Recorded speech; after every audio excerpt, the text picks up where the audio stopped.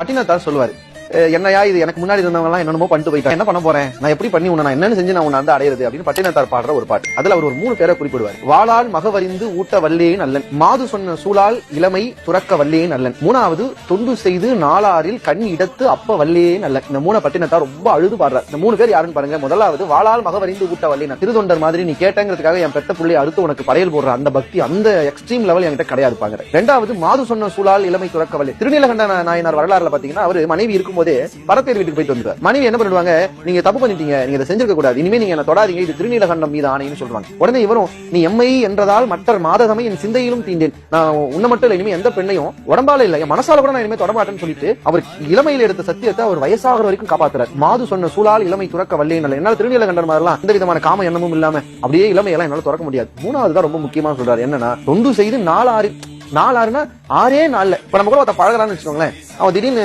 கடனா ஒரு 5000 ரூபாய் கொடுங்கன்னா நம்ம முதல்ல யோசிக்கணும், இவன் பழகியே ஒரு 5-6 மாசம் தான் ஆகுது, அதுக்குள்ள நம்ம கிட்ட காசு கேட்கறான். 5 மாசம் 6 மாசம் ஆனாலே நம்ம ஒரு கடன் கொடுக்க யோசிப்போம், இவன் பழகி ஒரு நாள் தான் ஆகுது, அதுக்குள்ள என்ன கேட்கறாங்க. ஆனா கண்ணப்பன் பார்த்தே 6 நாள் தான் ஆகுது. 4 கண்ணெடுத்து அப்ப வள்ளி 6 நாள் தான் ஆகுது. அவருக்கு ரத்தம் வருது கண்ணுல, அதை பார்த்த உடனே இந்த என் கண்ணை எடுத்துக்கோ அப்படின்னு அவன் எடுத்து கொடுக்குற அந்த தொண்டு பக்தி இருக்கு பாருங்க. அது வந்து 63 நாயன்மார்கள் கண்ணப்பருக்கு ஒரு தனி இடம்